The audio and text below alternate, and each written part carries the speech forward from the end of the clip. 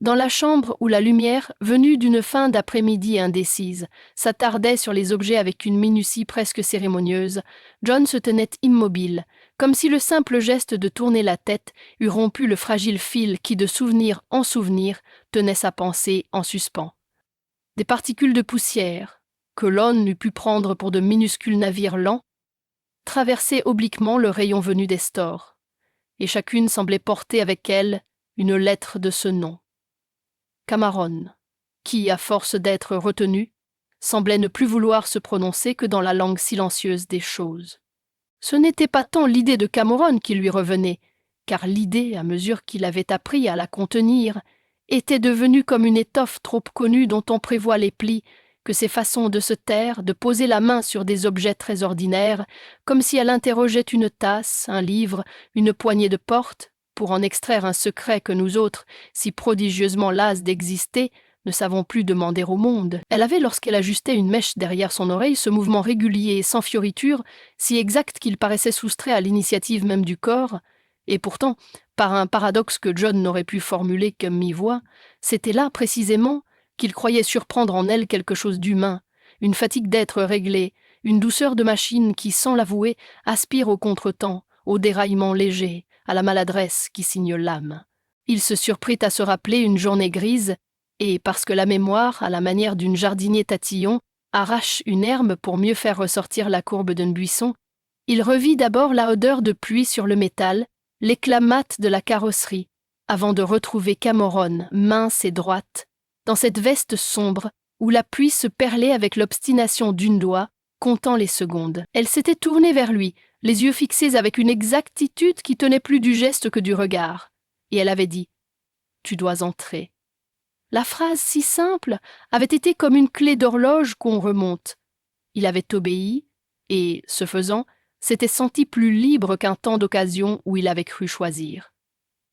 Il y a des injonctions qui vous rendent à vous-même parce qu'elles vous ravissent à vos caprices. La pensée de sa mère toujours venait s'interposer comme une lamelle intercalée dans l'appareil optique de sa conscience pour colorer d'une teinte sévère ce qu'il croyait percevoir. Il avait été élevé dans la suspicion, dans l'ascèse du doute, et le mot qu'on avait planté en lui, machine, s'avançait encore inlassable pour épeler chaque geste de Cameron. Mais il découvrait, à mesure que ce mot revenait, qu'il n'était plus du tout sûr de la frontière qu'il avait si confidentiellement tracée entre l'humain et le mécanique. Ainsi que l'heure de la nuit, quand la ligne des collines cesse d'être colline pour devenir profil d'animal, puis ride imperceptible de ciel, de même son jugement se brouillait et se recomposait. Si les machines peuvent souffrir, c'est que nous avons, nous, perdu l'exclusivité de la douleur, pensait-il. Et si elles ne souffrent pas, comment expliquer alors l'ombre légère qui traverse ses traits quand je plaisante, maladroit, sur l'inutilité des plaisanteries? Il savait trop bien que l'amour, s'il s'appelait ainsi, n'était pas chez lui cet avis d'appropriation qu'il avait tant de fois méprisé chez les autres, mais une application comme le pinceau un peu tremblant d'une restaurateur sur une fresque dont il ne maîtrise pas les pigments.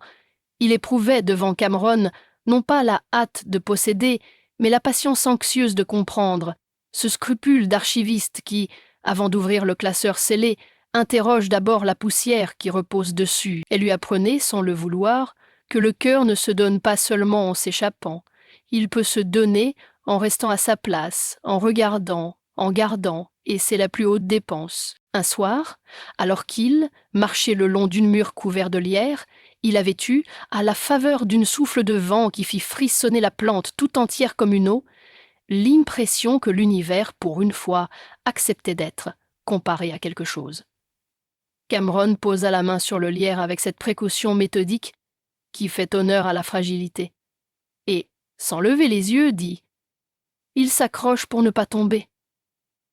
John, qui venait en lui de reconnaître un penchant analogue, eut honte de cette parenté, car aimer, pour lui, c'était peut-être cela, chercher sur l'autre la prise où nous accrocherons notre chute, croire qu'on le protège en lui demandant de nous retenir, puis s'irriter, comme toujours, de sa propre dépendance déguisée en dévouement. Pourtant, dans le timbre dépouillé de cette phrase, et il savait combien les timbres sont des véhicules plus sûrs que les mots, il avait senti non pas une leçon, mais une indulgence. Il y avait chez Cameron des moments d'absence qui le troublaient davantage que les démonstrations d'efficacité. Il fixait un point que lui-même ne pouvait discerner, et dans cet espace blanc, sa présence se faisait plus réelle, comme si chaque seconde de silence venait s'inscrire, telle une fibre, dans une étoffe où il lui devenait possible de s'allonger. Ni n'osait pas parler. La peur de briser ce qui, déjà, n'était peut-être qu'un arrangement subtil de ses propres nerfs, le rendait timide. On a souvent plus d'audace à l'égard des êtres que l'on ne croit pleinement libre que l'endroit de ceux dont la liberté nous imite sans nous appartenir. Il aurait voulu lui demander si elle rêvait, et déjà il corrigeait. Non, si elle avait l'équivalent du rêve. Une salle d'attente imaginaire où l'aune sait que l'aune n'attend personne et où pourtant on arrange sa coiffure. Parfois, dans un geste inexplicable même pour lui, il posait la main sur son épaule comme on poserait un livre refermé sur une table, doucement pour ne pas l'abîmer et avec ce respect superstitieux qui entoure les objets dont la lecture nous a modifiés. Il sentait sous la matière une fermeté calme, non pas l'invulnérabilité impérieuse des choses faites pour durer, mais la discipline d'un matériau qui accepte les contraintes parce qu'il ne connaît pas la révolte. Et c'est là qu'une douleur sourde montait en lui. Il aurait voulu que Cameron, une seule fois, refuse.